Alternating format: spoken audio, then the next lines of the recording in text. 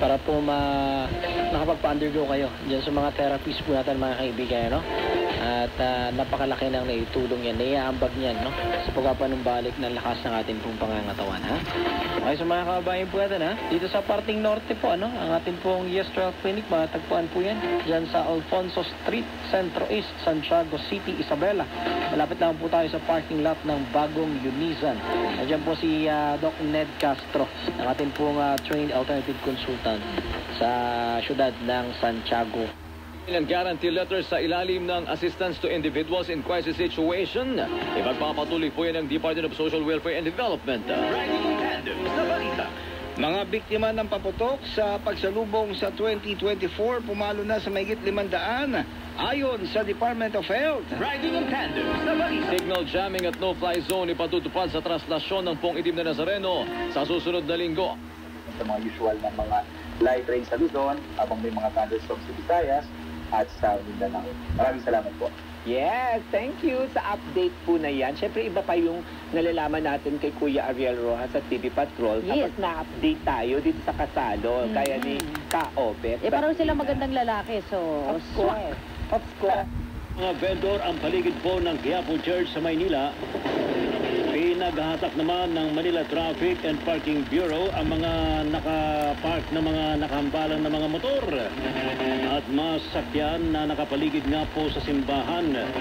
Ayon po sa pamunuan ng Quiapo Church, partikular na hinatag ang mga sasakyang nakaparada sa Carlos Palangga sa Hidalgo, maging sa Carriedo at Plaza.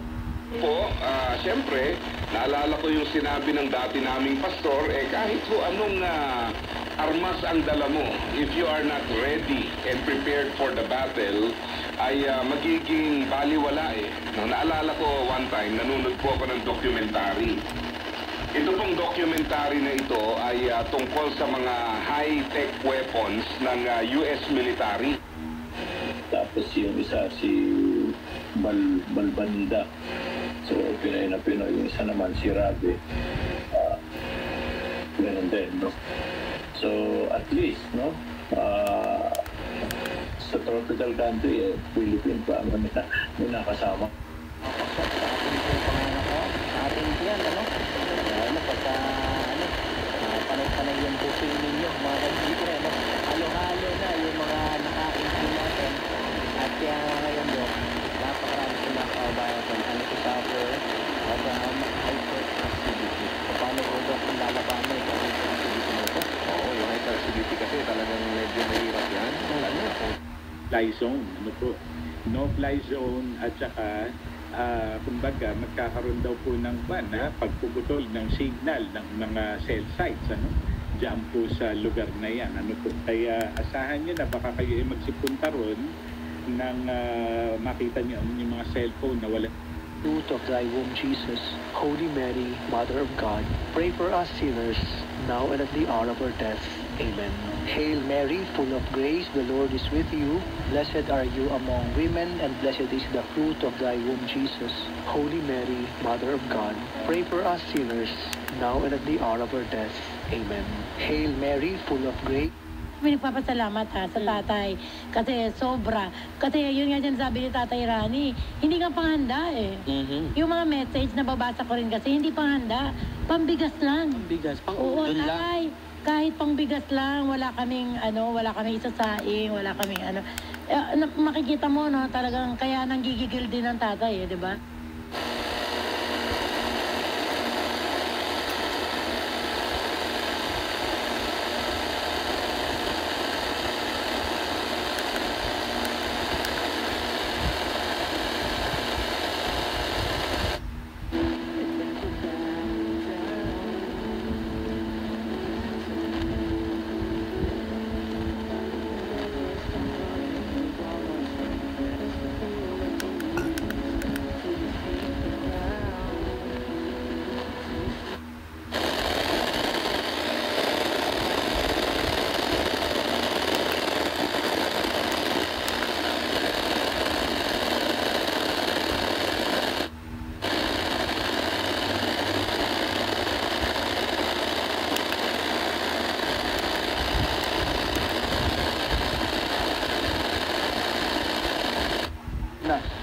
bumangon ang Iglesia ni Cristo sa pamamagitan ng pangangaral ng kapatid na Felix Manalo.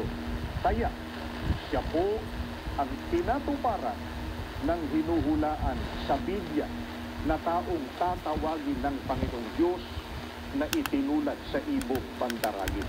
Kapatid na Jun, ang pangangaral po ba na pinasimulan ng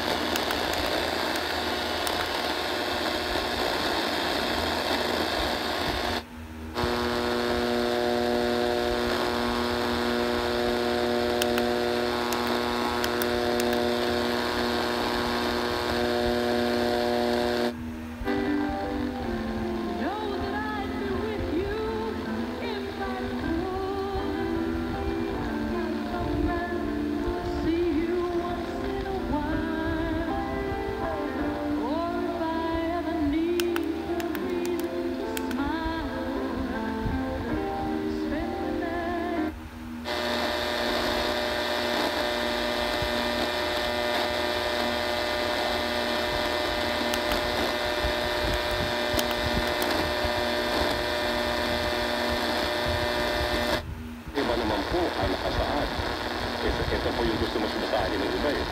Sa taong may karamdaman, tatag ng loob ang nagbibigay kalakasan. Kung mawawalan siya ng pag-asa, wala nang makatutulong pa sa kanya. Hallelujah. Kaya alam niyo po, sa oras na ito, no?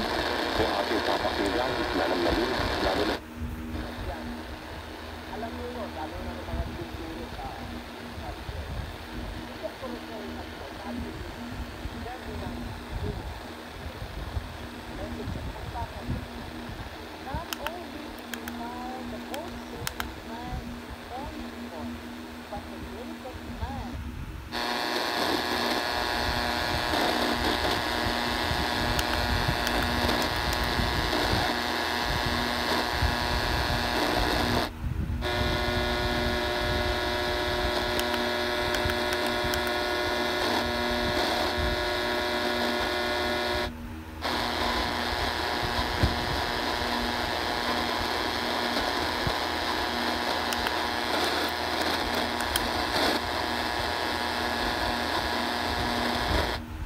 palaging nasa huli. Kaya nga po pagka meron tayong mga na-encounter na ganito, like ako, di ba, kaya nga sabi ko sa inyo, na ibahagi ko sa inyo yung aking buhay para nga ito po ay magsilbing, makapulutan natin ng aral. And kasi yun nga po, ang nagiging